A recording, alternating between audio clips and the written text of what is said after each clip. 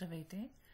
В това видео съм ви подготвила малко упражнения с дателен и отделителен падеж.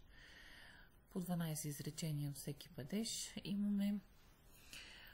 Накратко да кажа за дателния падеж. Добавя се във вид на наставки към съществителните имена, а тези наставки в скобите тук са отразени А, Е, Я, Е. Накратко да кажа, буквите А и Е, т.е. наставките А и Е, се добавят към съществителни имена, които завършват на съгласна буква. Наставките Я и Е се добавят към съществителни имена, които завършват на гласна буква. Как трябва да преценим обаче дали ще бъде А или Е гласната буква в наставката?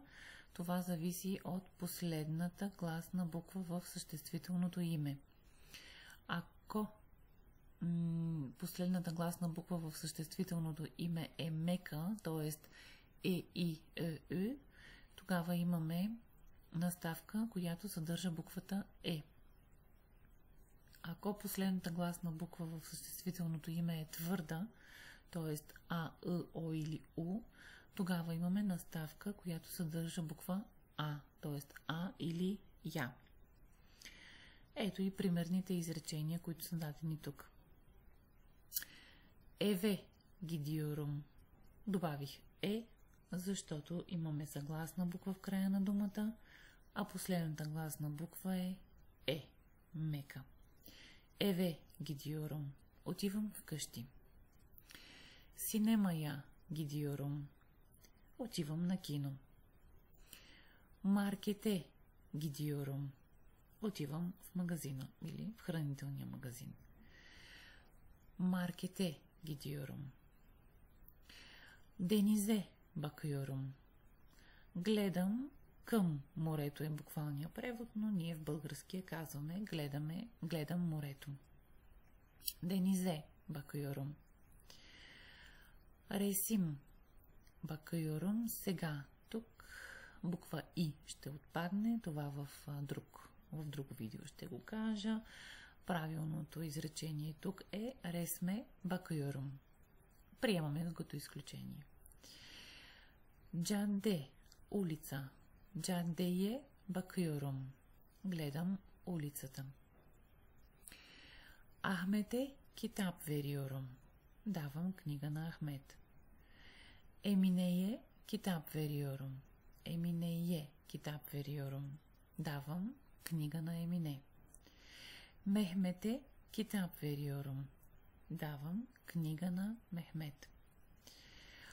Долап е дума, която завършва на съгласна буква П, и когато добавяме наставка за дателен падеж, в случая буква А, тогава буква П се озвучава на Б. Долаба сукойорум. Слагам вода в шкафа или в хладилника. Долаба сукойорум. На шкафа също може да се преведе. Чандая калем койорум.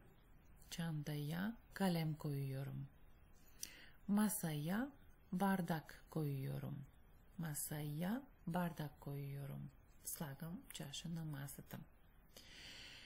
Тук в тези 12 изречения са дадени 4 глагола, които обикновено в турски език ползваме с дателния падеж. Гидиорум – гитмек, бакюрум – бакмак, вериорум – вермек и койорум – коймак. Гитмек – отивам ходя, бакмак – гледам, вериорум – вермек – давам и коймак – слагам, поставям. В следващите 12 изречения имаме отделителен падеж. Наставките на отделителния падеж са дан, ден, тан, тен.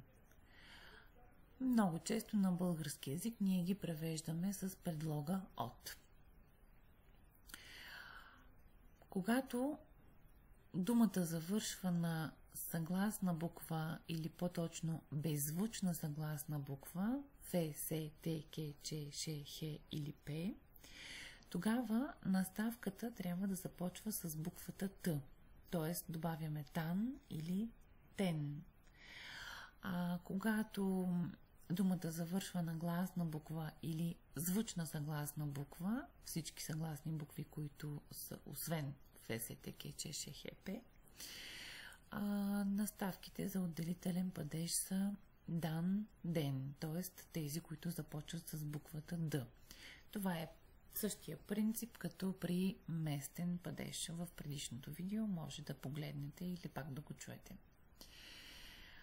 Следните изречения имаме тук. Измирден гелиорум. Измирден гелиорум. Идвам от Измир. Офистен гелиорум. Идвам от офиса. Локантадан гелиорум. Идвам от ресторанта, заведението. Измирден, офистен, локанта, дан. Виждате зависимостта и от меките и твърди гласни букви. Бакалдан, сюталиорум.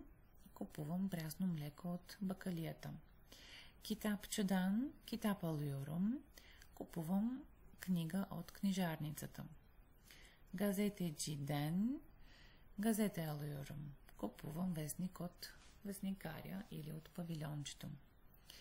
Бакалдан, китапча дан и газетеджи ден. Бюродан чакайорум. Излизам от офиса. Синемадан чакайорум. Излизам от киното. Евдан чакайорум. Излизам от къщи. Бюродан, синемадан и евдан. Трафиктен коркуйорум. Страхувам се от трафика. Köpekten korkuyorum. Страхувам се от кучето. Uçaktan korkuyorum. Страхувам се от самолета. Trafikten, köpekten и uçaktan. Глаголите gelmek, almak, çıkmak и korkmak обикновено в турски език ги ползваме с отделителния падеж, а и защото на български те вървят с предлога от. Надявам се видеото да ви е било полезно и съвсем скоро ще се включа и с ново видео.